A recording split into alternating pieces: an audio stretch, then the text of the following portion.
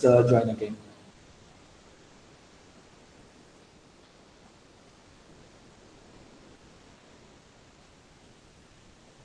Yeah, so recording has started. Good morning, everyone. I'll wait for 1 or 2 minutes because due to some technical problem, some people were thrown out of the meeting when we started the recording. I don't know what the issue is, so let's wait for them to rejoin.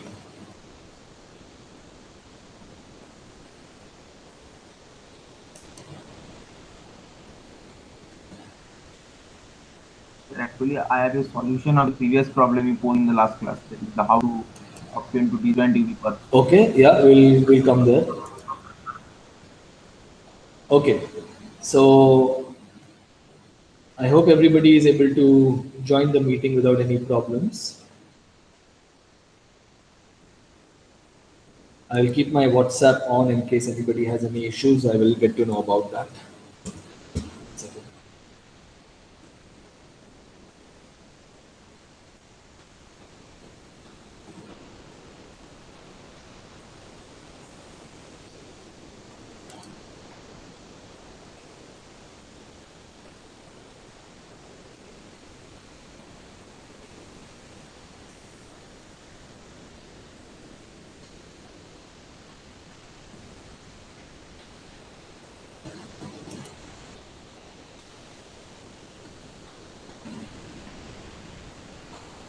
Okay, so good morning, everyone. We got slightly delayed due to some technical issues in Google Meet. Hopefully, everybody could join the meeting. If not, hopefully they will send me a WhatsApp message and we'll fix the problem. Okay. Good. So let's go to where we had stopped yesterday. We were talking about cut vertices, right? And we were trying to prove this result. So the result we are trying to prove is that we are trying to prove the difficult direction, which says that if a graph has no cut vertices and it has at least 3 vertices, then there exist 2 internally disjoint paths between any 2 vertices, right? And we started by induction on the distance between the 2 vertices. So the distance is exactly 1, which is the base case because they are distinct vertices. Then it's very clear, right? There is an edge joining the 2 vertices. You remove that edge and you will find another path because there are no cut edges. And so you will find a cycle containing U and V, which is the same as 2 disjoint paths containing U and V, joining U and V. Okay, good. And then we go to the induction step. And here, let's suppose we have 2 vertices at distance k, right? And we are assuming that the statement is true for any 2 vertices at distance at most k minus 1. Okay? And we show the existence of this vertex v prime so that the distance between u and v prime is k minus 1. And there is an edge joining v prime and v. We call it the edge f. There could be multiple edges. One of these edges is f. Okay? Good. And now we invoke the induction hypothesis on the vertices u and v prime, and we get 2 paths p prime and q prime. Notice that if the vertex v... I have a question. Yeah, go ahead. So how can there be multiple edges between v and v prime? Well, the graph is not necessarily simple.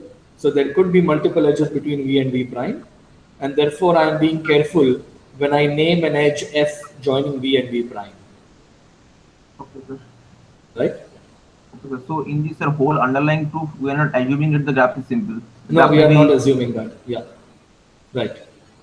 So generally speaking, if I don't say a graph is simple, then you should assume that the graph has multiple edges and possibly even loops. So the graph may have multiple edges or loops. Yeah. Okay. Yeah. Especially with the statements, I'm careful because I choose the statements directly from Bondi and Murthy. So so I don't have to worry too much, right? Because they take care of those technical issues. Okay. All right. So one of these edges is f, right? Now by the induction hypothesis, we get 2 paths between u and v prime. These are internally disjoint. Okay. If the vertex v is one of these 2 paths, then we are done because then p prime union q prime is a cycle containing u and v. Okay. So let us assume that the vertex v is not on p prime and it's not on q prime. Okay. And we want to use P prime and Q prime to construct P and Q, which are internally disjoint paths between U and V, right? So that's our goal. And since the graph does not have cut vertices by hypothesis, I can delete the vertex V prime and the graph is still connected. So there is a UV path R prime in the graph G minus V prime. Okay? And I had asked you to try yourself to complete the proof. Okay? So, anybody has any, maybe just raise your hands, whoever has completed the proof on their own, and I will call out one of the names. Anyone else? I see Krishnan and Aranya. Anyone else who has completed the proof?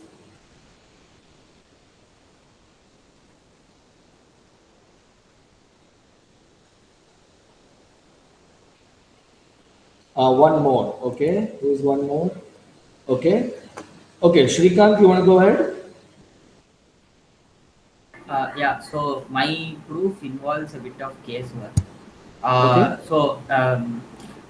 First I consider the path from so between V dash and V, there must be the shortest path between them is 1, or shortest path between them is less than k. So you have two different paths from V dash to V. Okay. So from V prime to V. So you're not using R prime. I'm sorry, what is R prime? Okay. So remember the plan is to complete this proof, right? I mean, there might be other ways to go about it, but right now we want to complete the proof using this three paths that we have: P prime, Q prime, and R prime, which is a path from U to V in the graph G minus V prime. So does your argument use R prime, or are you not using R prime?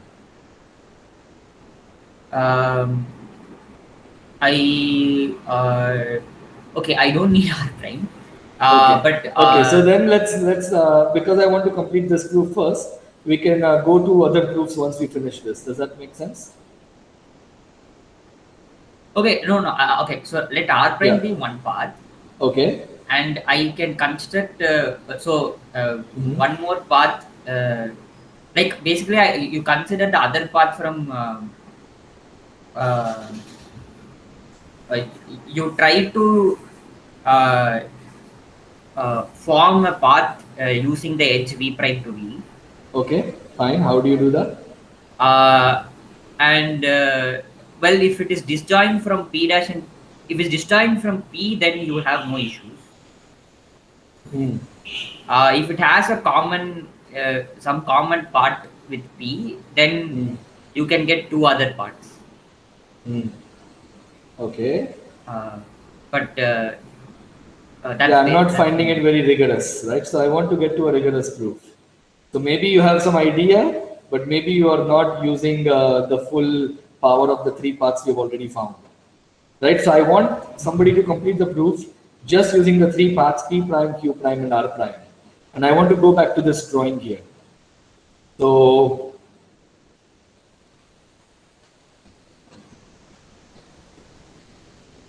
right, so we have these two paths between U and V prime, and we have another path between U and V without using the vertex V prime because it exists in the graph G minus V prime. Now I want to use these three paths to construct the paths P and Q. Aranya, you want to try? Sorry, who is that? I see one more hand raised. Give me a second. Okay, Aranya, you want to give it a shot? Can I say? Yeah, go ahead. Basically, what we can do, we can look for the probable intersection of the path R prime with the path P prime and Q prime. Okay. So there will, since R prime is a UV path, okay, which does not contain V prime. Okay. So R prime must intersect the path P prime for a last time. Okay. What I'm trying to convey. So if you draw the picture, it will be very good. Okay. Let me draw it now. Okay. So supposing my path R prime looks like this. Exactly. It will be sinusoidal intersecting the P prime and Q prime. Yes, exactly, sir. Okay. And so the last time either it will intersect the path P prime or Q prime. Okay, So fine. suppose it is Q prime for say, because as you have drawn without loss Okay. of generality, then it will reach to V. Okay. And in that portion between that last vertex of Q prime and to V, there is no vertex of P prime and Q prime, because Right. we have, yeah, because we have defined that that is the last part. So now we have to construct two disjoint UV paths P and Q. Right. So that's our goal. So what you can do, we can now, Okay. So let me stop you here. So you are on the right track. Does anybody else want to complete the argument? Yeah, I So, can complete it. Krishnan, yeah, go ahead. Yeah. So you can take the path from U to Z, which is along the path Q dash, Okay. and join Z and V, which would give you one path. Okay. And the other path would be the path from U to V dash along P dash, Okay.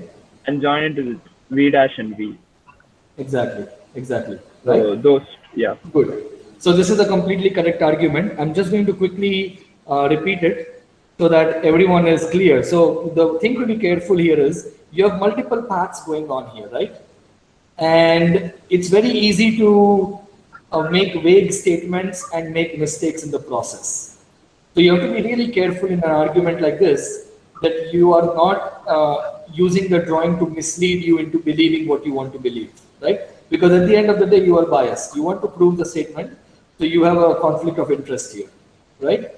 And that is true for all of mathematics, for that matter.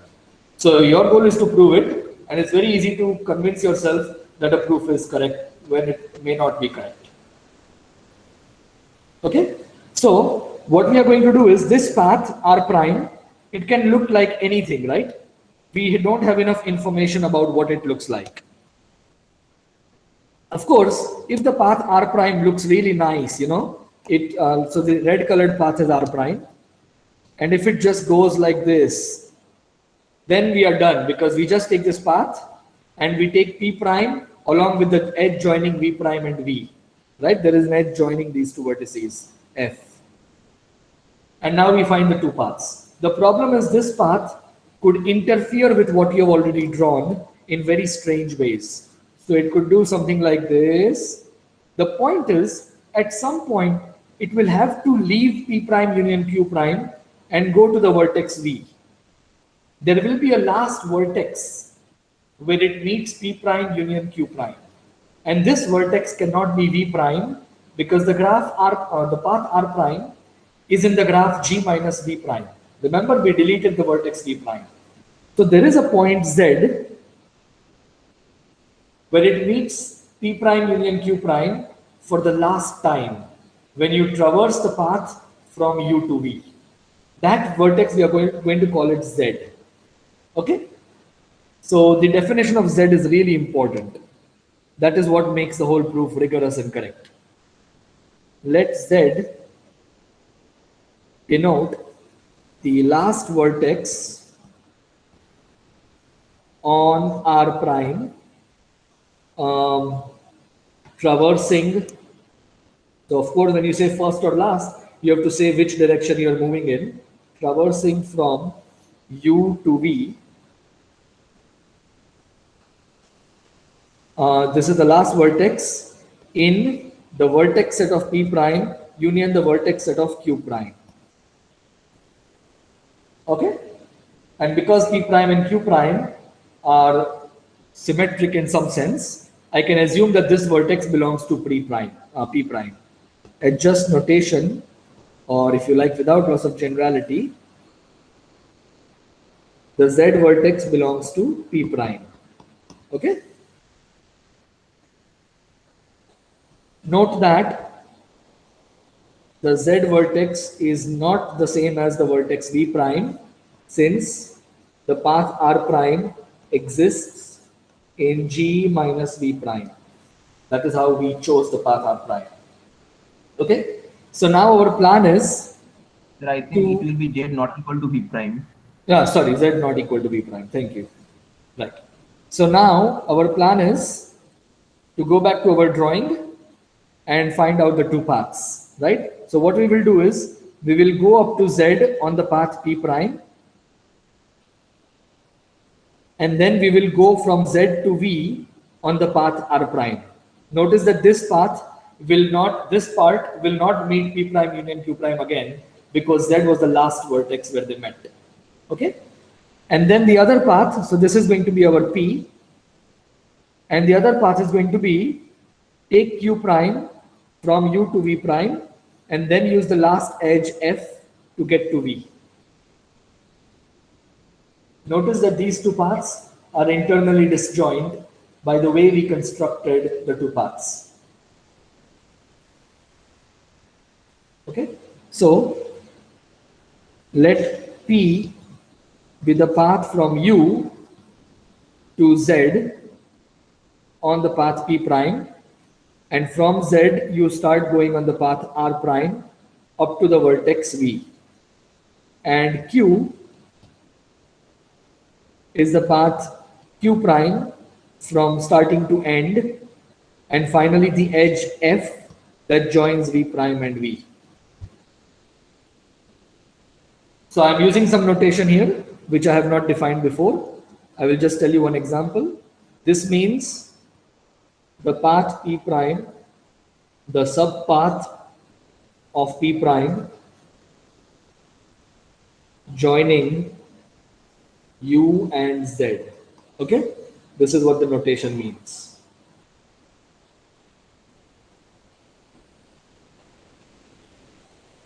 Observe that P and Q are the desired internally disjoint UV paths in the graph G. So we have found our two paths, and that is the end of the proof. Are there any questions or concerns? Is there anything in this proof that is not clear? This is a very good time to ask and clarify all your doubts. And this is an example of a proof where you have to be really careful, because if on the assignment you write vague arguments that do not prove anything in the end, then you're not going to get marks for it, right? So this is a good example to follow what it means to be rigorous when writing such a proof.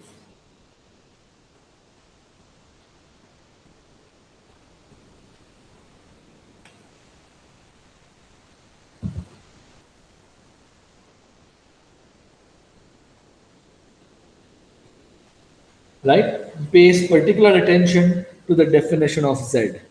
This is really important. Otherwise, the proof doesn't work. Okay?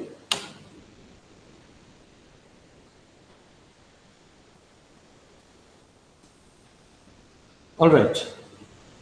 So, if there are no questions or concerns regarding how this proof works and everybody is happy, let's move on. Okay.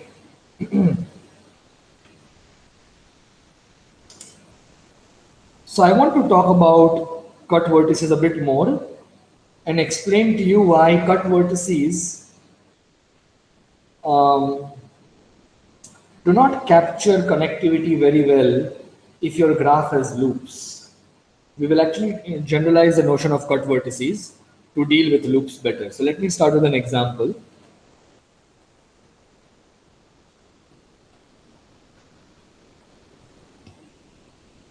I'm going to draw a slightly bigger example.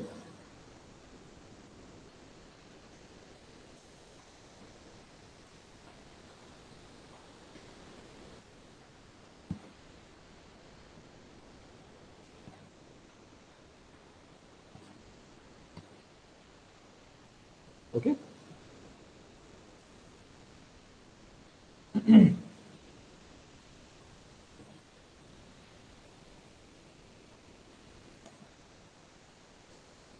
So how many cut vertices are there in this graph? Can somebody tell me?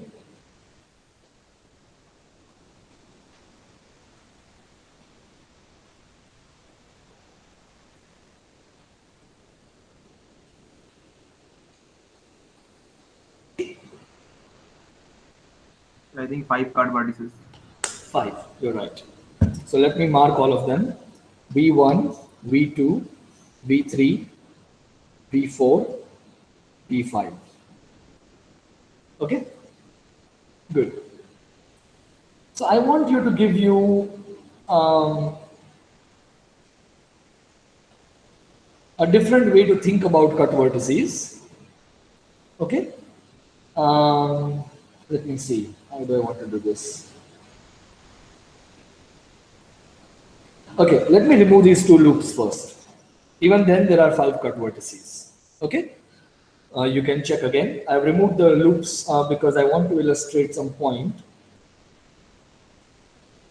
Okay.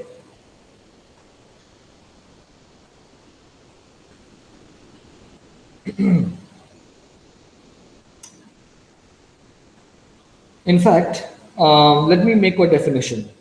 So, supposing G is your graph, let's define the underlying simple graph of G.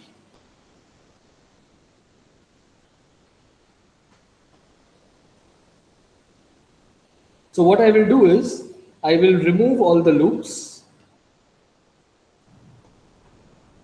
Like Basically, G is a graph without loops because you have drawn a picture. Right. So right now, let's go back to the original drawing. So let's say G has loops. Okay, back to the original drawing. I am trying to define the underlying simple graph of G. Okay, so we will get a simple graph. We will first remove all the loops, and whenever we see a parallel edge, we will replace it by one edge. So if there are multiple edges joining two vertices, we will just replace it by one edge and replace all parallel edges joining any two vertices by a single edge joining them. Okay, so this way we also cover one definition. Okay, and let me call this G hat, G tilde. Okay, so now what we have is G tilde. And I'm not drawing G again. In the original graph G, we had a parallel edge joining V2 and V3, and we had two loops here. Okay. But right now, let's look at G tilde. So I want to give you a different way of looking at cut vertices. And the model I'm going to use, the idea I'm going to use, is also going to be useful later when we discuss planarity. Okay? So I want you to imagine a 3D model of your graph.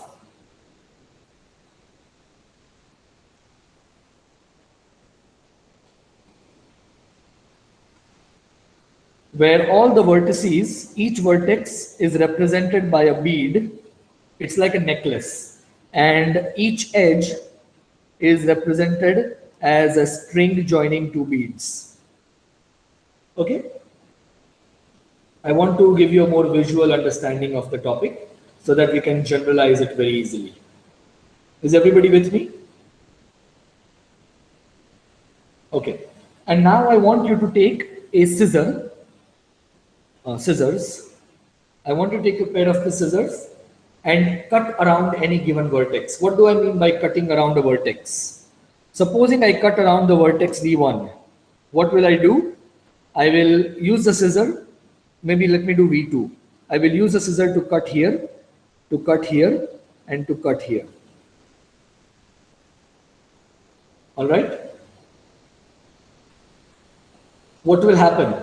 Your graph will break into 3 pieces, actually 4 pieces. There is one piece containing the vertex V2.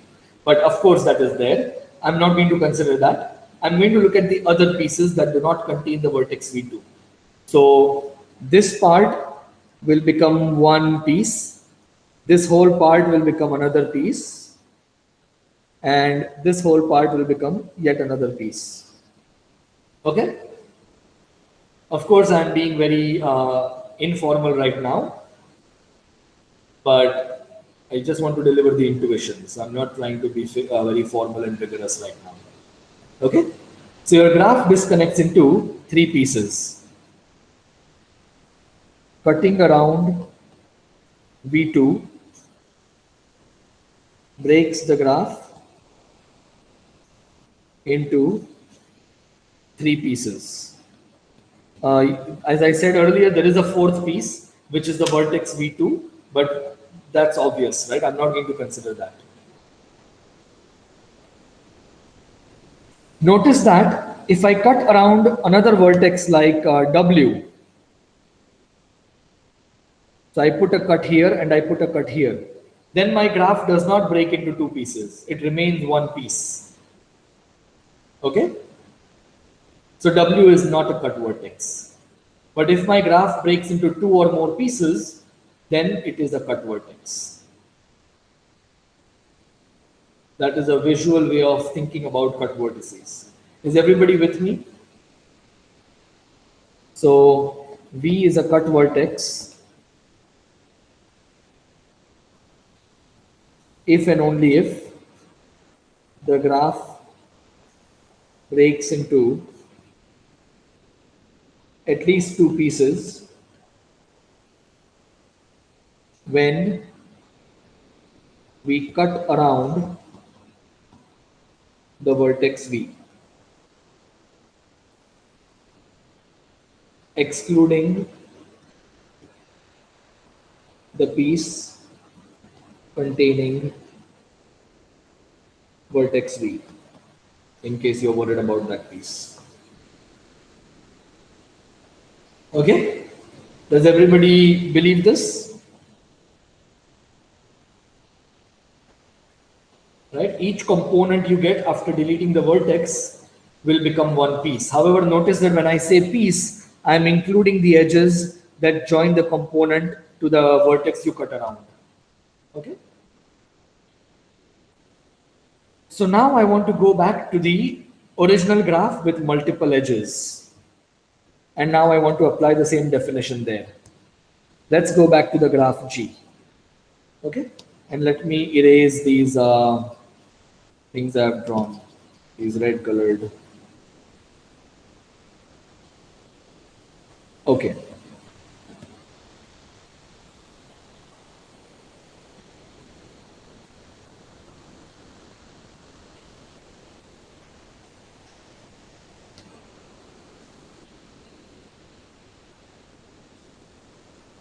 So the original graph we had looked like this.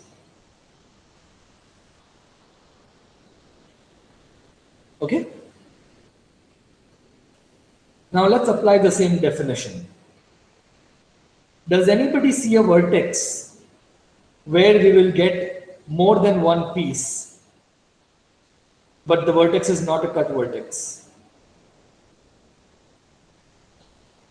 Sir, I think that vertex will be the vertex with a loop, only with a single loop, and then Right. make incident. So this vertex here, V6, is that right?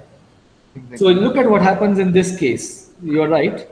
When you apply this 3D model understanding, you put a cut here, and you put a cut here, and you put a cut here. And the graph breaks into two pieces. One piece is this loop, this part of the string, and the remaining is the rest of the graph starting from this edge here. So this is one piece, and this is a second piece with the whole graph. But sir, I have a question. So how Yeah. can you call that one a piece? Because in a there must be some vertex. In the piece there is no vertex. Yeah, so as I said, we are not trying to make things graph theoretically rigorous right now.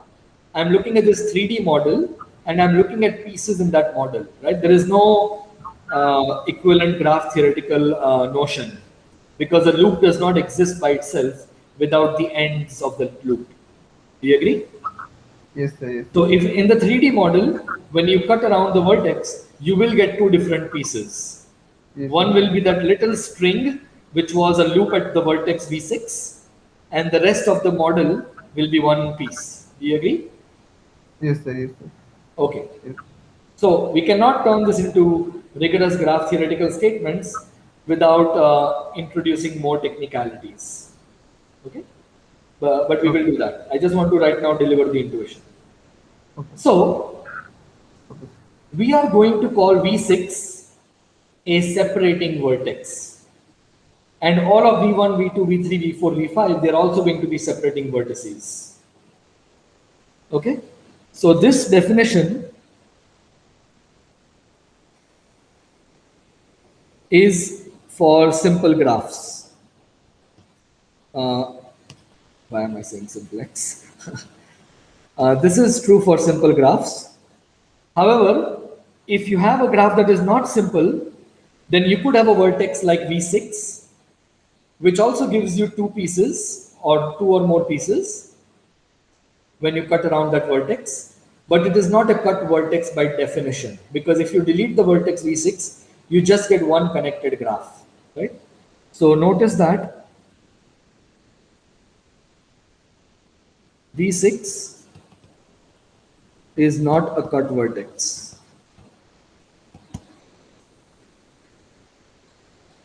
So for multigraphs, we will introduce the notion of a separating vertex. For multigraphs, so graphs that are not simple, V is a separating vertex.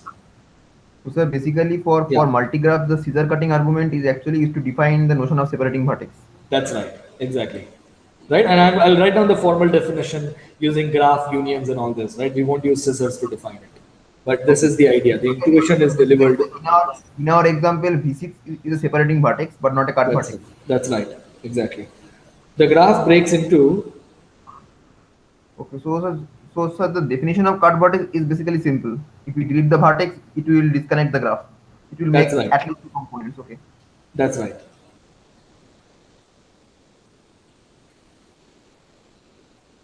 So this is a definition of a separating vertex.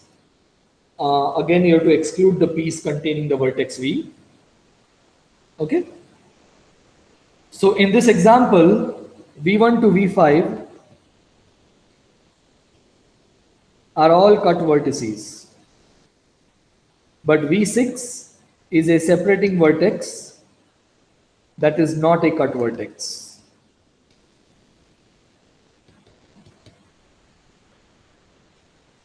Okay. And in general, every cut vertex is a separating vertex.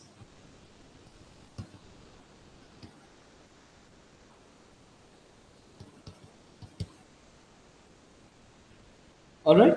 So now let's write down the formal definition.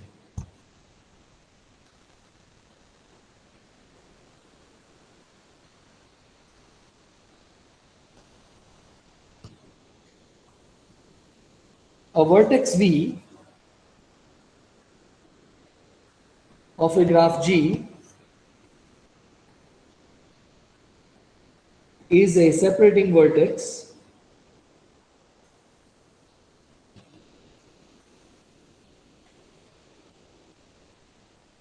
I'll give you a drawing before that. So it should look something like this. Your graph should be, you should be able to write it as the union of two graphs, G1 and G2, and the only common vertex should be the vertex V. Okay? If G can be written as G1 union G2 such that the only common vertex is the vertex V. There are no common edges between them. And for each GI, it should contain at least one edge, because otherwise you can just keep one of the GIs as empty and then every vertex will be a separating vertex. For all I. Well, for both I in 1 and 2. Okay, so to give you an example, a smaller example to imagine this thing, if this is your graph. So basically, the G1 and G2 both cannot be empty graphs. Exactly. They both cannot be empty graphs, you're right. So basically, in fact, neither of them can be empty. Because if you allow either of them to be empty, then every vertex will become a separating vertex. Okay, Okay? Because we can Yeah. Sorry, go ahead. No, sir. So neither G1 nor G2 is empty basically. Exactly. So for example, here you can represent G as the union of G1 and G2. And therefore, V is a separating vertex. Okay? Consider this graph. This is a simple graph. And if you have a cut vertex, you can write the graph as G1 union G2.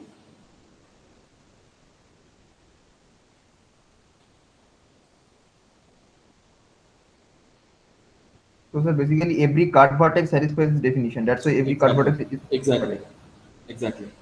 Right? So what you do in your scissors model, again, if you want to go back to that, what you do is if you get multiple pieces, let's say you get k pieces, where k is at least 2. You put some pieces on G1 and you put the remaining pieces in G2. Right? And any way you do this is a valid way to get your G1 and G2.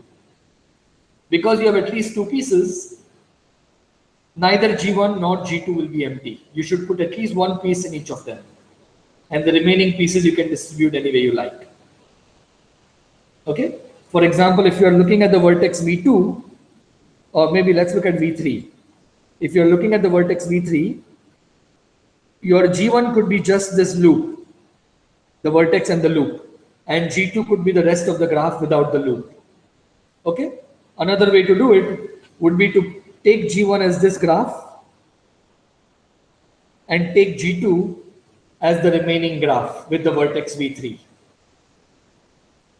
Okay, so there are multiple ways to choose your G1 and G2 depending on how many pieces you get in the string, bead and scissors model.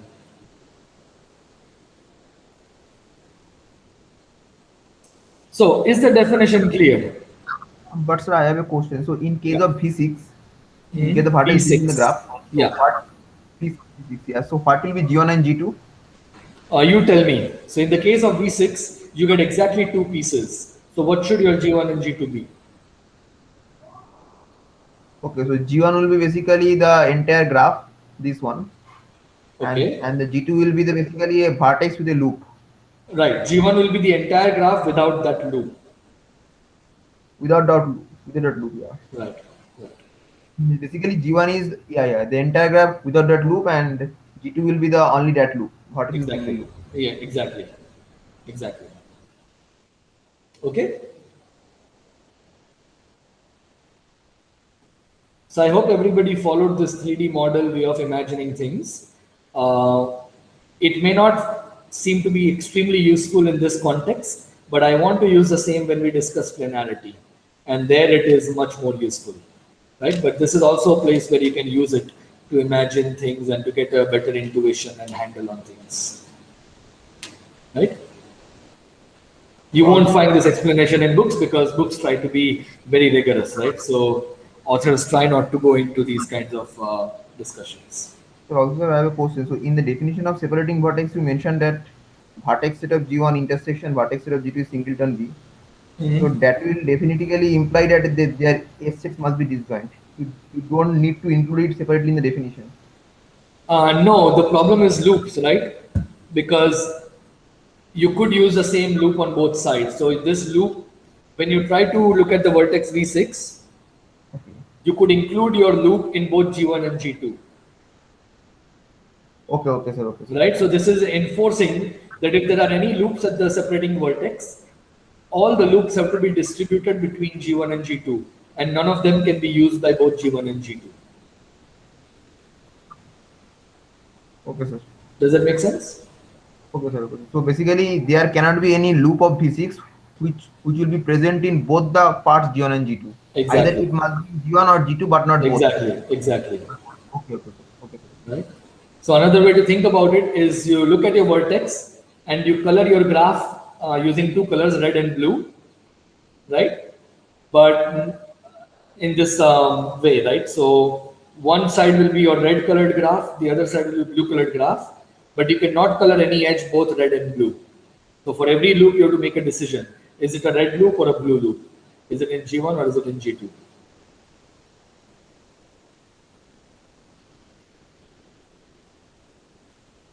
Okay.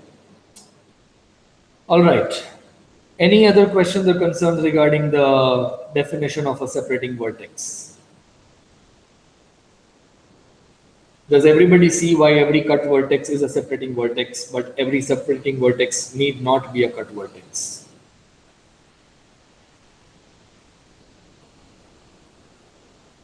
So this is going to be a really important concept. So make sure you ask any questions you have right now. Okay. So why do we care about separating vertices? So it's another way of it's a notion of connectivity, right? In some sense, a separating vertex, similar to a cut vertex, indicates that the graph is not very well connected. And what happens as a consequence is that for many problems in graph theory, including the cycle double cover conjecture that we discussed yesterday, you don't need to deal with all graphs. You just need to deal with graphs that do not have any separating vertices. Okay? So that brings us to a definition. A graph is non-separable if it is connected and it has no separating vertices.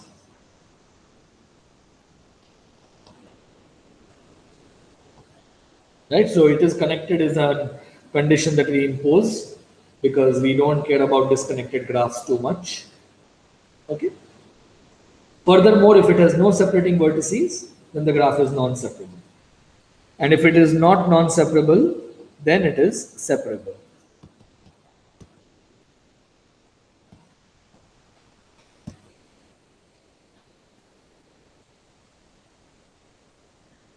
Okay. So, a couple of observations.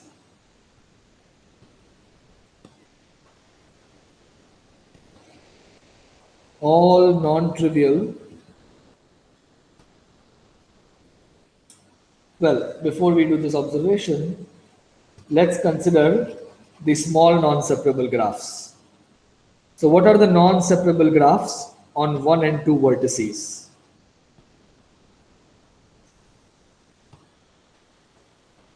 Sir, I think a single loop, vertex with a loop. A Vertex with a single vertex K1, Yeah, a vertex with a loop, a loop. and And if we take K2, K2, K2, K2, yeah. right? What if we add parallel edges between the two vertices?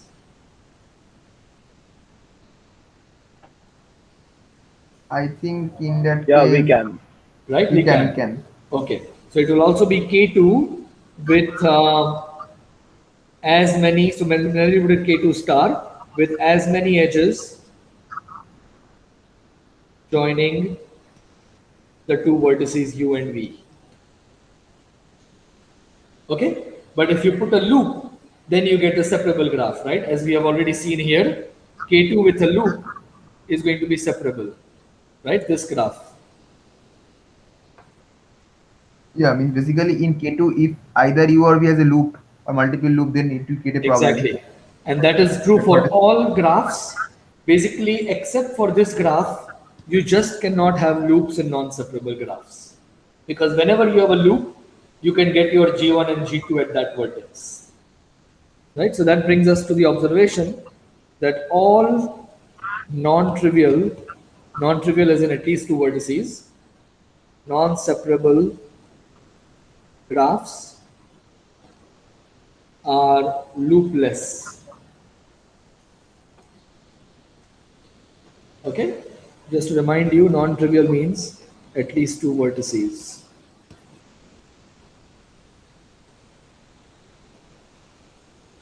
And finally, what can you say about loops? Do loops really matter? Sorry, not loops, parallel edges. So I want to make a statement. A loopless graph is non-separable if and only if You can it's only say, I think it's yeah. underlying graph is non-separable. Exactly. So parallel edges basically don't matter in this context. Yes, sir. Yes, sir.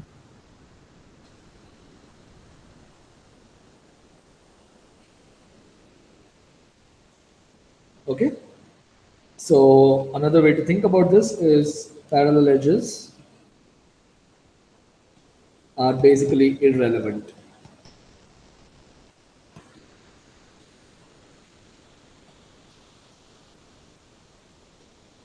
In case you're not convinced of any of these, then please convince yourself.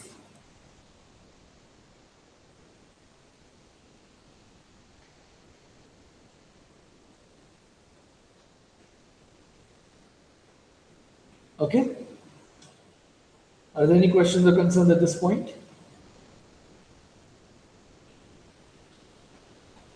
All right.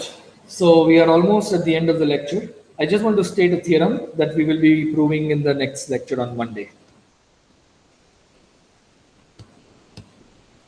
And maybe I will talk about one operation. Maybe not. We are running out of time, so maybe I should stop after this.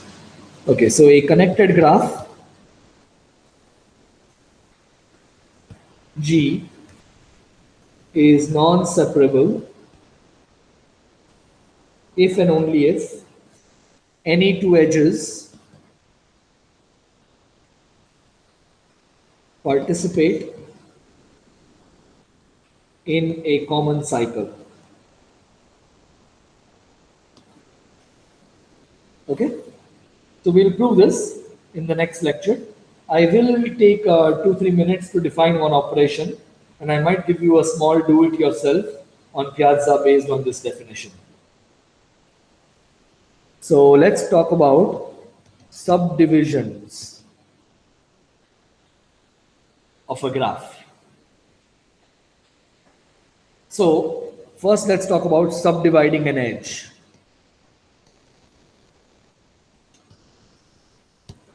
So we have already seen some operations to get a graph from another graph, right? Simple operations are you delete a vertex, or you delete an edge, or you add a new vertex and join it to some other vertices, blah, blah, blah, right? Those are very standard.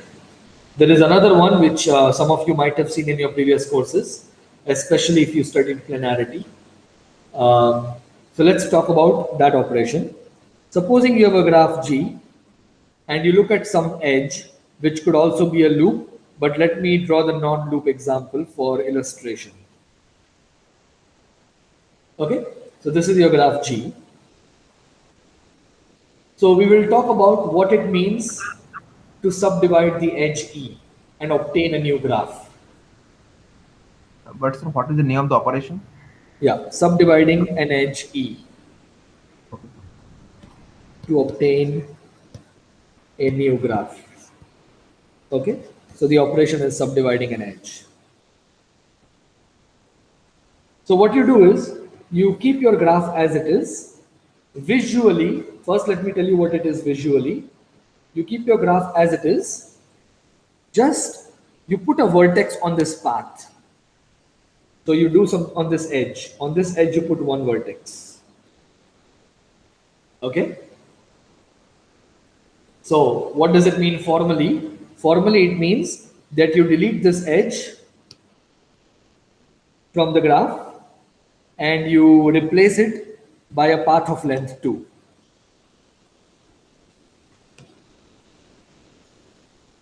So you delete the edge, then you put a new vertex, W, and then you join it to these two. Okay? So let me write down the formal definition. This was your edge E, and now you have something like this. So what is H? H is G minus the edge E plus UW plus WV, where WV is a new vertex. What do I mean? W does not belong to the original vertex set of the graph G.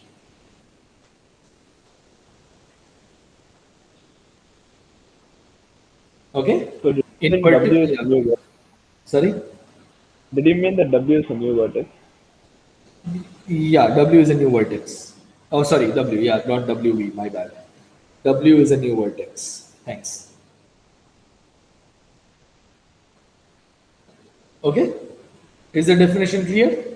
In particular, if you are subdividing a loop, you would basically do the same thing, except that U is equal to V. So you will get something like this. So if this was your whole graph with U equal to V, then your new graph will be this guy.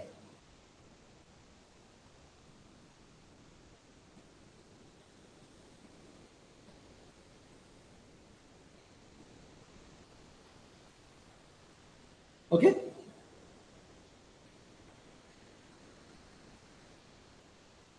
And I will give you one do it yourself that will be useful in the next lecture. We can say that we Sorry, can. go ahead. So if G is a graph that is not simple. So for Uh-huh. every loop present in the graph, we can subdivide that edge repeatedly to make it a simple graph. That's right. You're right. If you subdivide all the loops, you will get a simple graph. Simple graph. Yeah. So here is a do it yourself that will be useful in proving this theorem 5.2 in the We can next also lecture. subdivide parallel edges. Sorry? We can also subdivide parallel edges. Yes, you can also subdivide parallel edges, no problem. So Then the take rough any non-separable graph and obtain another graph by subdividing one edge. This is obtained from the graph G by subdividing any one edge.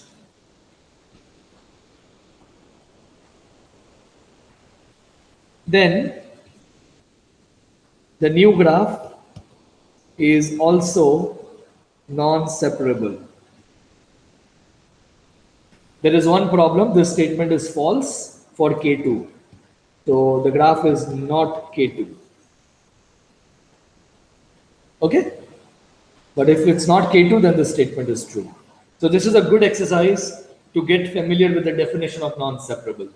Okay, so please try to do it yourself. I will not be proving this easy statement, right? And I think it will help you to familiarize yourself with non-separable graphs. Okay, good. So the proof Sir, you of will be using this lemma in the proof, right? yes, yes. Okay. So we'll prove Because this in the next I was lecture. thinking of doing this by using the theorem. Sorry. No, I thought it would be a corollary to the theorem. That is another way to do things, but then you'll have to find a different proof to the theorem. Yes. Yeah, exactly. Yeah. Yeah, yeah. Okay, good. All right, so sorry for going slightly over time. I'll stop here and I'll stay back for 10 minutes or so for any questions or concerns. So the lecture is officially over. Please feel free to leave whenever you want to. So when is the assignment due? I think I announced the date on the assignment. You have about 9 days from the date it was announced. But I don't remember the exact date. Maybe somebody else does.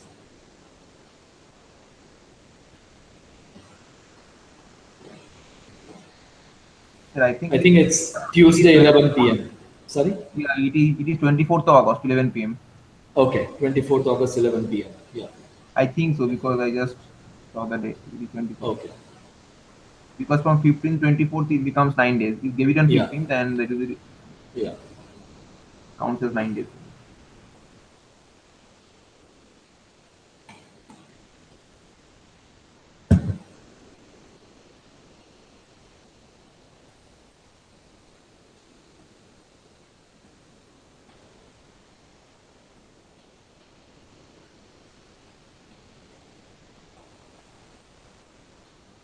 Can you leave? Yes, yes, please feel free to leave.